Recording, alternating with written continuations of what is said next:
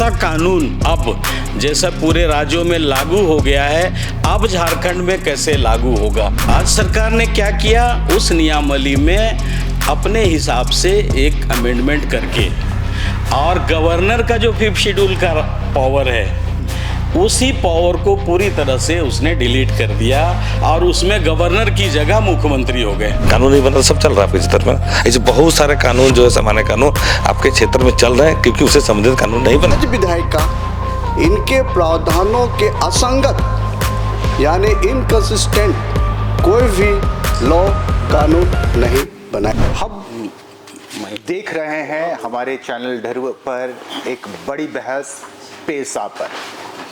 10 राज्यों में 1996 में यह कानून लागू होने थे, 1 वर्ष की मोहलत दी गई थी और 1 वर्ष के बाद इन्हें अपने अपने स्टेट में अपने अपने रूप इसकी नियमावली तैयार कर लागू किए जाने थे।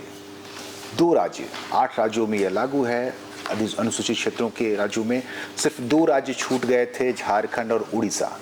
उड़ीसा में भी इस पर चर्चा चल रही है, इस पर बात हो रही है विगत 1996 से, और झारखंड में अभी इस पर ताजी बहस शुरू हुई है क्योंकि इसकी नियमावली की प्रारूप तैयार हो चुकी है। अभी हम सुन रहे थे पिछले एपिसोड में ग्लैडसन डुंगडुंग एक जॉइंट सेक्रेटरी के लेटर का हवाला दे रहे थे और इसके बाद हाई कोर्ट के हवाले पर बात सुन रहे थे।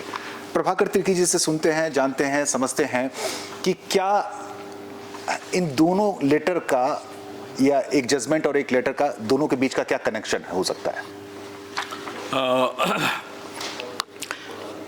सबसे पहले तो मैं एक बात कहूंगा फिर दूसरी बात कहूंगा। ठीक है। पहली बात ये कि हम यहाँ पे 2 चीज़ों पर बहस कर रहे हैं, ठीक है। हम पेशा पर भी बहस कर रहे हैं और पेशा नियमावली लागू करने पर भी बहस कर रहे हैं। क्योंकि माल्तो जी ने एक सवाल खड़ा किया पेशा।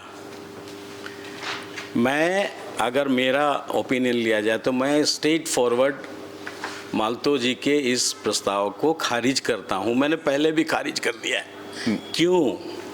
क्योंकि पेशा ये बोल रहे हैं लेकिन वो एस्टैब्लिश हो चुका है पूरे देश में, संविधानिक रूप से एस्टैब्लिश हो चुका है, क्लियर भी हो चुका है कि provision of the panchayat extension to schedule area in short term PESA. तो ये कॉन्स्टिट्यूशनली इसको बोला जाए, वैधानिक रूप से पेशा एस्टैब्लिश हो चुका है इस स्टेज में, जबकि पूरे बाकी राज्यों में लागू भी हो चुका है। इस स्टेज में पेशा पर बहस करना ये हमें लगता है कि उचित अब नहीं है। तो मैं इस पूरे उनके तर्क को खारिज करते हुए मैं पेशा की वकालत कर रहा हूं कि पेशा कानून अब जैसा पूरे राज्यों में लागू हो गया है, अब झारखंड में कैसे लागू होगा। हम आज उसकी बहस के लिए बैठे हैं कि पेशा कानून इस राज्य में कैसे लागू होगा। हमारा बहस वो नहीं है आज। अभी बहुत सारे कोर्ट के इश्यूज हम लोग चर्चा कर रहे हैं, उसमें एक आया है जॉइंट सेक्रेटरी का वर्जन जो मैंने नोटिस किया। उसमें वो लिखते हैं कि पंचायती राज एक्ट के जरिए अनुसूचित क्षेत्रों में जो पेशा के प्रोविजंस को लागू किया जाना है, उसी के साथ सवाल है क्या इस पर राष्ट्रपति की सहमति ली गई है। चूंकि पेशा को लागू होना है तो ये सब्जेक्ट हो जाता है अनुसूचित क्षेत्र का, तो क्या इस पर गवर्नर की प्रेसिडेंट की ये ली गई है, सहमति ली गई है। इस पर एक कानूनी मामला है जो शायद बहुत सारे लोगों को नहीं मालूम है, क्योंकि मैं उसमें शामिल था तो ये मामला ये अभी किसी ने उठाया नहीं है। मैं झारखंड एडवाइजरी काउंसिल को ही मैंने नॉन कॉन्स्टिट्यूशनल कहा है। कब के? ये जो मतलब 2019 इसके पहले वाले टर्म में जो झारखंड एडवाइजरी काउंसिल का गठन हुआ, हाँ, वो पूरी तरह से अनकॉन्स्टिट्यूशनल था, ठीक है। इसीलिए वो 5th शेड्यूल के एडवाइजरी काउंसिल के रूप में वो उसकी मान्यता नहीं थी, ठीक है। उसको लेना नहीं लेना उसका कोई मतलब ही नहीं है। क्यों नहीं थी ये मैं बता रहा हूँ। मतलब आप 2014 से 19 के बीच की बात करें या जी 2014 से 19 के बीच की नहीं, 2019 से 24 के बीच की बात। अच्छा, ठीक है ना, ठीक है। चूंकि एडवाइजरी काउंसिल बना स्टेट में, लेकिन एडवाइजरी काउंसिल की एक नियमावली बनी थी ताकि फंक्शन सही ढंग से एडवाइजरी काउंसिल करे, उसकी एक नियमावली बनी। राज्य सरकार को नियमावली दी गई, राज्य सरकार ने क्या किया, उस नियमावली में अपने हिसाब से एक अमेंडमेंट करके और गवर्नर का जो 5th शेड्यूल का पावर है उसी पावर को पूरी तरह से उसने डिलीट कर दिया और उसमें गवर्नर की जगह मुख्यमंत्री हो गए।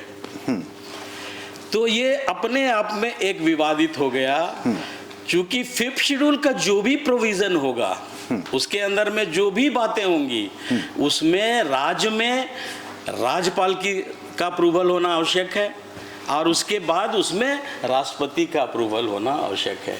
तो जब नियमावली ही बदल जाती है तो एडवाइजरी काउंसिल अपने आप में वो खत्म हो जाता है, उसकी वैधानिकता 5th शेड्यूल के तहत की जो वैधानिकता है वो खत्म हो जाती है।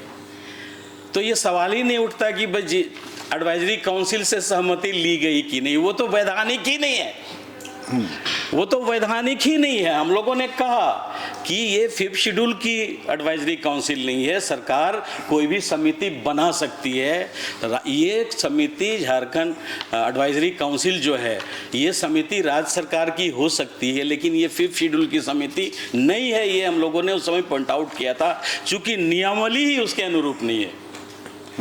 तो अभी जब सवाल खड़ा हो रहा है कि क्या सहमति ली गई है, तो यहाँ तो वैधानिक एडवाइजरी काउंसिल ही नहीं है 5th शेड्यूल का, किससे सहमति लीजिएगा, किससे प्रेसिडेंट के बारे में भी बताइए। वही बोल रहे हैं, पहले तक थ्रू गवर्नर होता है ना, सीधे तो प्रेसिडेंट के यहाँ नहीं जाएगा, वो थ्रू गवर्नर ही जाएगा जब भी जाएगा। कि नहीं एसेंट लिया गया कि नहीं वो बताइए ना। कैसे लिया जाएगा असेंट? तो देखिए जब गवर्नर की नहीं तो कैसे आप justify करते हैं? अरे जेएसी का अप्रूवल ही नहीं दिया गया, गवर्नर ने दिया ही नहीं अप्रूवल, फाइल लौटा दिया। तो फिर आप लोग फिर जेपीआर को क्यों एडवोकेसी कर रहे हैं? हम जो अपनी बात कर रहे हैं उसको सुनिए। मैं जेपीआरए की एडवोकेसी नहीं कर रहा हूं, मैं उसके बीच से एक रास्ता कहां हो सकता है, चूंकि पेशा कानून को लागू होना है शेड्यूल एरिया में, मेरा सबसे बड़ा पक्ष वो है। उसको कैसे लागू होना है, हम बहस में अगर उलझ रहे हैं तो हमको रास्ता भी निकालना चाहिए कि वो लागू कैसे होगा। हमारा सवाल वहां पे खड़ा है, ठीक है। तो आप जेपीआरए कानूनी ये में अगर खड़ा होता है, रास्ता कहाँ है? ये 5th शेड्यूल झारखंड में कैसे लागू होगा, इसका रास्ता क्या हो सकता है, हमारा विचार का विषय वहाँ है। दूसरा तर्क है जेपीआरए के पक्ष में हम जो बोल रहे हैं, दूसरा तर्क यही है कि पेशा कानून पंचायती राज एक्ट का हिस्सा है, ठीक है, केंद्रीय कानून है ना पेशा कानून, पंचायती राज एक्ट में ही अमेंडमेंट हुआ है। मैंने शुरुआत में इसीलिए कहा था कि ये क्या उसका 1992 में आपका जो अमेंडमेंट है किस में अमेंड हुआ? पंचायती राज एक्ट में ना अमेंडमेंट हुआ, एक में नहीं अमेंडमेंट हुआ, कॉन्स्टिट्यूशन में इंसर्ट किया गया पहली बार पंचायत। जी हाँ, बता रहे हैं कब पंचायत राज कानून देश में। अच्छा मैं आप रॉबर्ट पार्ट 9 प्रोविजन किस में, एक मिनट पार्ट 9 प्रोविजन किस में आया कॉन्स्टिट्यूशन में? कोई पंचायत राज, अरे पंचायती राज एक्ट में प्रोविजन कैसे आया? बाकी राज्य में तो था, नहीं था, जानकारी नहीं है तुम्हें। बाकी राज्य में अरे 1992 में, एक मिनट, 1992 में संविधान में पार्ट 9 और पार्ट 1 घुसाया गया, कभी किसमें घुसाया? अमेंडमेंट नहीं किया गया। किसमें घुसाया? पंचायती राज एक्ट में नहीं, संविधान में। संविधान दिखाइए ना पंचायत राज एक्ट कौन सा एक में घुसा? अरे उसमें उसके बाद ही वो नीचे जाएगा, ठीक से है बोले, ना? संविधान में पहली बार घुसाया गया पार्ट 9 और पार्ट 9। तो इसका नाम कैसे है? Panchayat extension to schedule areas. इसका मतलब पंचायत तो मौजूद है, पंचायत है तभी ना पंचायत एक्सटेंशन शेड्यूल कानून एरियाज है आ रहा ना, है। कानून नहीं है ना, पार्ट 9 घुसाया गया कॉन्स्टिट्यूशन जी में। नहीं, panchayat extension to schedule areas का मतलब ही हुआ वो पंचायत राज एक्ट का हिस्सा है। कौन सा एक्ट भाई? कौन सा एक्ट बताइए? रॉबर्ट दास से पूछते हैं कि कौन सा एक्ट, ये सवाल इन्हें जो 1992 में अमेंडमेंट आया वो किस में आया कॉन्स्टिट्यूशन और किस विभाग में आया? विभाग इस कॉन्स्टिट्यूशन सीधे एक्ट करता है क्या? बात कर रहे हैं। अरे इसलिए मैं देखिए और एक सवाल हम- नहीं, नहीं। एक सवाल Nobody is a lawyer. मैं नहीं, लॉयर का सवाल नहीं है, ये व्यवहारिक चीज है। नहीं व्यवहारिक ठीक है ना, ये व्यवहारिक चीज है। कानून की बात हम है। लोग कानून के ये में उलझ के, और जब कोई नहीं जानता है मैं अरे यहाँ कानून का ये, यहाँ अच्छा एक- एक मिनट मैं ये भी सवाल खड़ा करूंगा। ठीक है, मैं उस बहस में नहीं हूँ।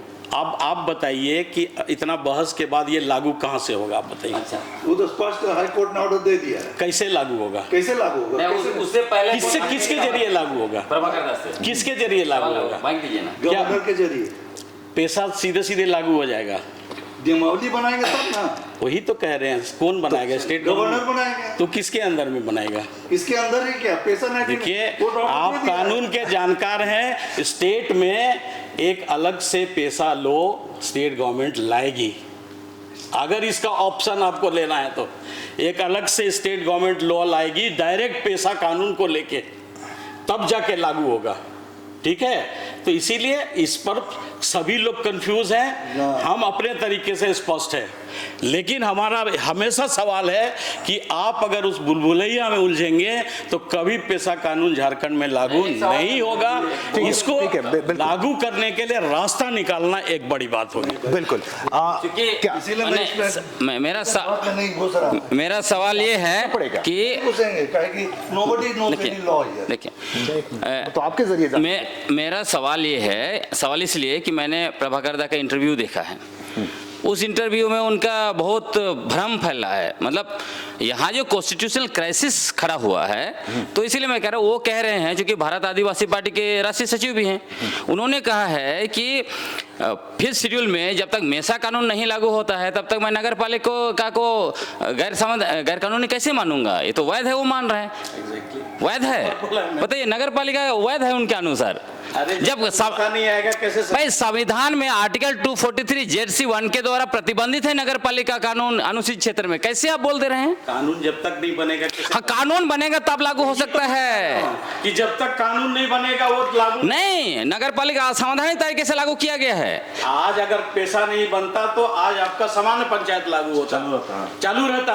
पैसा बना इसलिए आप सवाल खड़ा। नहीं, बिल्कुल नहीं। पैसा जब तक नहीं बना है तब तक जो नहीं, कानून है वही लागू। आप लोगों को गलत इंटरप्रेटेड, आप बायस कुछ नहीं, आप कानूनी आधार पर बात। बिल्कुल नहीं। आप इसीलिए मैं कह रहा हूँ, बस लास्ट में मैं कह रहा हूँ, आपको अगर अनुसूचित क्षेत्र के लिए आपको अगर अच्छा से समझना है तो कॉन्स्टिट्यूशनल असेंबली का डिबेट पढ़िए कृपया। उसमें बहुत स्पष्ट इस पर बहुत बहस हुई कि जब भारत हम एक देश बना रहे हैं तब क्यों दो अलग अलग कानून होना चाहिए आदिवासियों के लिए, क्यों आदिवासियों के लिए विशेष कानून होना चाहिए। तब जो सब कमेटी था शेड्यूल एरिया के लिए, सब कमेटी ने स्पष्ट कहा कि दो कारण है जिसकी वजह से शेड्यूल एरिया के लिए विशेष कानून, आदिवासियों के लिए विशेष कानून होगा। दो कारण कौन कौन से? पहला, यदि हम सामान्य कानून को ही लागू कर देते हैं तो क्या होगा कि बाकी लोग आदिवासियों का जो है कि जमीन गैर कानूनी तरीके से कानूनों का दुरुपयोग करके छीन लेंगे, और दूसरा जो मनी लेंडर्स हैं, साहूकार हैं, उनका शोषण करेंगे। और इसीलिए जो है कि आपका जो है आर्टिकल 244(1) आया और जो है कि फिफ्थ शेड्यूल आया, जिसमें स्पष्ट कहा कि एडमिनिस्ट्रेशन और यहाँ नियंत्रण मतलब आर्टिकल 244(1) और फिफ्थ शेड्यूल के अनुरूप होगा। और जब उसमें सब प्रोविजंस है, उसके बाद भी अगर आप मिस इंटरप्रिटेशन करेंगे तो मतलब हद है। अब कानून के जानकार से समझ लेते हैं। मिस इंटरप्रेट नहीं हुआ ये। देखिए, संविधान में भी भाग 9 और भाग 9 क है ना, तो भाग 9 क्या कहता है? ग्रामीण क्षेत्रों के बारे में जो प्रोविजन है वही ना भाग 9 है। अनुसूचित क्षेत्रों के बारे में नहीं, 43M पे है। वही बोल रहे हैं। और 9 का में क्या है?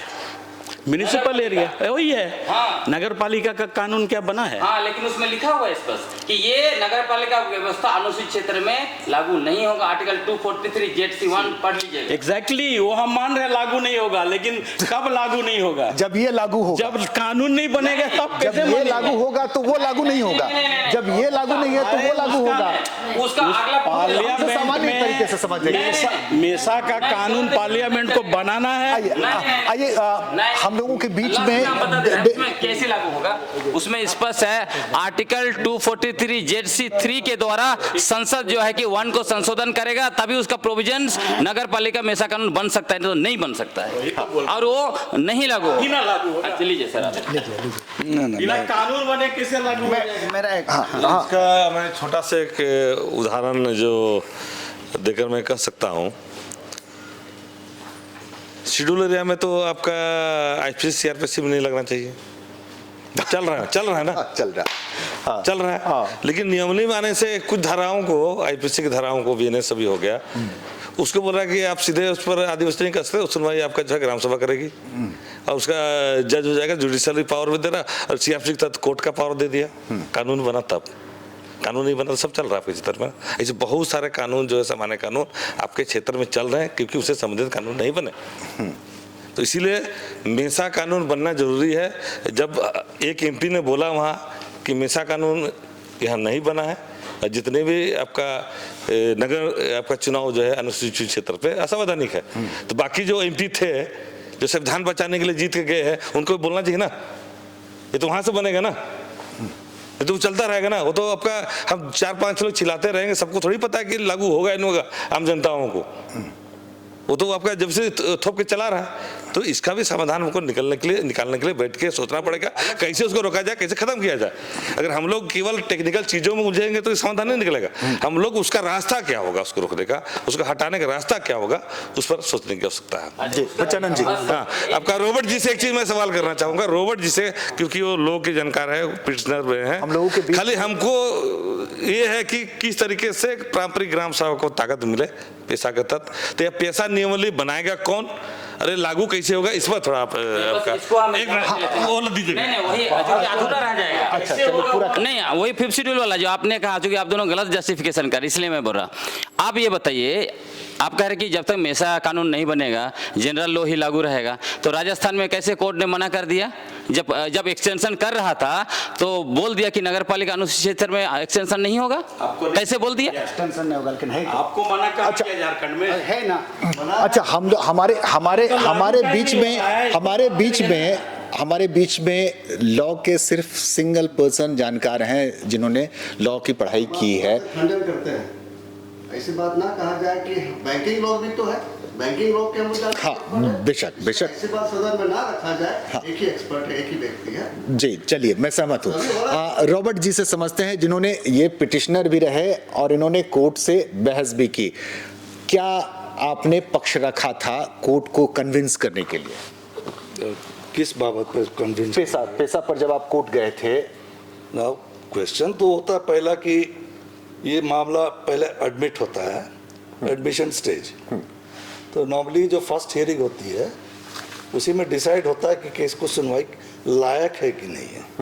थोड़ा सा माइक ऊपर कर लीजिए। तो इसमें क्या है कि जो उन्होंने रेस किया कि सुप्रीम कोर्ट में फलाना केस वहाँ पर हो गए हैं, ये सारे काउंटर एफिडेविट में सरकार ने फाइल की थी, वो तो थे रिकॉर्ड में, और यही कहा गया। तो प्रश्न उठता है कि हमारे केस एडमिट कैसे हो गया, चला और ऑर्डर भी आया। उसका मतलब है कि जो मैंने बोला, जो मैंने बहस किया, उसको कोर्ट ने माना, तभी तो एडमिट हुई। और अभी जो बातचीत चल रही है इसे आप मान रहे हैं कि नहीं? देखिए, कहे कि मैं इस पे बहस करना इसलिए नहीं समझता हूँ, कहे कि इसमें बहुत कोई कानून के जानकार नहीं है, और उनसे इस कानून की बात करना या उसी पर मुद्दा पर करना, तो अनलेस द लॉ, कोई सामने, जैसे कि वहाँ तो वकील लोग खड़े थे, जज is there, he knows the law. वकील जो बगल में है, सरकारी वकील है, जो भी है, दे नो द लॉ। आप समाज के सामने बात कर रहे हैं सर। हाँ, समाज के सामने आप लोग अपना बात कीजिएगा, वो अलग चीज है, वो कोर्ट में बात बताइए ना क्या होना चाहिए। अच्छा, समाज कोर्ट के लिए छोड़ दीजिए क्या होगा। कैसे नियमावली बनेगा, 2 महीने का दिया है, और वो कैसे लागू होगा बताइए। आप लोग इसमें क्या है कि 5th शेड्यूल को थोड़ा सा ध्यान से पढ़िए। बड़े होंगे। हाँ, तो उसमें क्या लिखा हुआ है? बाकी राज्यों में 5th शेड्यूल है कि नहीं? पेशा राज्य में बाकी 8 जो लागू कर दिया है। वही बात है। नाउ क्वेश्चन इज कि जो प्रश्न है कि मैं भी इसमें क्वेश्चन किए तो मैं भी भूल गया कि अब मैं बात कर। अच्छा, अभी जो पैसा की जो नियमावली बनी है, प्रारूप जो ड्राफ्ट हुई है, हाँ, ये 2 महीने में बनाने के लिए कहा गया है। अच्छा ठीक है। नाउ क्वेश्चन इज कि कैसे बनेगा। इसमें है कि आपको 5th शेड्यूल पे जाना पड़ेगा, उसमें अनुच्छेद 5 है, that defines the power of the governor. और उसमें गवर्नर का पावर बहुत वास्ट है। उसमें है कि गवर्नर कैन, कोई भी सेंट्रल कानून हो या राज्य का कानून हो, उसको रद्द कर सकता है, विच इज, वो पावर आपको विधानसभा में भी नहीं है। Neither the president has, only the governor has the power कि वो कोई भी सेंट्रल का कानून को रद्द कर सकता है या राज्य का कानून को भी रद्द कर सकता है या उसको अपवादों और संशोधनों के साथ लागू कर सकता है। And that power is only with the governor. Okay, that is number 1। Number 2, उसको कानून बनाने का भी अधिकार है उसमें 5th शेड्यूल पे। इसको रेगुलेशन लिखा गया है। दैट मीन्स वो कानून भी बना सकता है, नियमावली भी बना सकता है। ही कैन डू दैट, उसका पावर है, बट उसमें रिस्ट्रिक्शन है। ही हैज टू रिफर, अनुशंसा किसकी? ओनली टीएसी की। उसमें चीफ मिनिस्टर या काउंसिल ऑफ मिनिस्टर्स का रेफरेंस ही नहीं है, उसका एडवाइस लेना ही नहीं है। दैट मीन्स ये उनका पावर आता है जिसको हम कहते हैं discretionary power of the governor. This is included in the discretionary power of the governor. In other matters unrelated to scheduled areas, governor has to go by the advice of the council of ministers. He is bound. Here he is not bound. ये difference है. In scheduled areas. In scheduled areas. Yes. He has got vast powers. Yeah. And that is why जो हमने जो नियमावली एक प्रस्तावित सरकार court के सम्मति से हमने भी एक प्रस्तावित नियमावली डाला और उसमें गवर्नर के थ्रू ये किया। एंड उसमें हमने वही शेड्यूल 5 का अनुच्छेद 5 एंड संविधान का 19(5) का उल्लेख करते हुए हमने ये नियमावली प्रस्तावना में डाला। 19(5) खास जरूरत थी, because it allows me to make certain changes which otherwise we could not make. और बहुत सारे केस में हम हारे हैं because we have never referred to अनुच्छेद 19(5) का रेफरेंस ही नहीं किए, which allows the state to restrict the entry of outsiders and their settlement को रिस्ट्रिक्ट करने का पावर राज्य सरकार को देती है to protect the schedule caste and schedule tribes. तो यही तो अभी हमारे स्टेट की सबसे बड़ी पॉलिटिक्स भी रही है। वही तो इसीलिए मैंने ये 2 धाराएं डाल के ये पावर गवर्नर को एक्सरसाइज करने के लिए वो नियमावली मैंने बनाया। Governor has power to make the rules for good governance, इसीलिए उसको पावर है। इनफैक्ट उसको रेफरेंस चीफ मिनिस्टर या काउंसिल ऑफ मिनिस्टर को लेने की जरूरत भी नहीं है, जो आप लोग कर रहे हैं। नथिंग, ओनली टीएससी उसका लिए बिना वो नहीं कर सकते हैं। But after making the law he has to send it to the president, उसके अनुमोदन। बिल्कुल। जब तक वो अनुमोदन नहीं मिलती है वो लागू नहीं हो सकती। बिल्कुल। सेम अप्लाइज टू JPR 01 जो भेजी नहीं गई। So it is as it is लागू ही नहीं। लेकिन उसी JPRA के उसी पर तहत 3 बार इलेक्शन भी हो गए। तो how, what is the purpose? Governor has the power, so therefore I said, इसीलिए मैंने नोटिस 2 महीने का नोटिस गवर्नर को दे दिया है कि you have to now implement it. When I file the petition, कब किया? जो हम लोग वो तो दिसंबर में हमने कर दिया। इस दिसंबर में हम 24 में हाँ हमने उसको नोटिस दे दिया है कि you have to implement this PESA act and TAC का कॉन्स्टिट्यूशन भी आपको करना है and accordingly you have to do. And 2 महीने का notice at for article 361 clause 4 2 महीने का नोटिस देना पड़ता है, वो मैंने दे दिया। लेकिन तो TAC तो नहीं है अभी। हाँ, that is why he has to constitute the TAC। he has to constitute the TSC. लेकिन टीएससी की Get the नियमावली तो approval of the पिछले टर्म में बदल गई। हाँ, जो भी हो। टीएससी की नियमावली ही पिछले टर्म में बदल गई। So now he has to, because अभी देखिए आपको लग रहा देखिए है ना, समझ हम लोग मूल बिंदु से भटक रहे हैं। देखिए ही रहे हैं हम लोग। देखिए मूल थिंग बात इज है माननीय, हम क्षमा चाहेंगे, प्लीज। माननीय कोर्ट का आदेश आ चुका है। हाँ। क्या कोर्ट में कहा गया, क्या नहीं कहा गया, नाउ इट इज नहीं, हम विस्तार से चीजों को एक दूसरे से जो को रिलेटेड करते हैं, ठीक उन है। सबों पर हम इसलिए समग्र ना चर्चा माननीय कर विजय रहे जी हैं। ने कहा कि पहले ऑफलाइन डिस्कशन हो जाए। उनका सुझाव यही था। ठीक, वो भी होगी। उसके बाद कंक्रीट बातें मीडिया के थ्रू समाज में जाए। माननीय रॉबर्ट ने जो बात कही, सबसे पहली बात यह है कि माननीय कोर्ट का आदेश आ गया कि पेशा अधिनियम 1996 को लागू किया जाए। तो लागू कैसे किया जाए, इस पर चर्चा हो।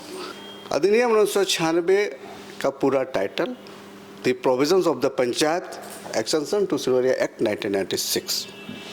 इसे लागू होना है जिस दिन से झारखंड राज्य की स्थापना हुई, 15 नवंबर 2000 से इसे लागू किया जाए। पीछे उसके कैसे बाद चले जाएंगे हम?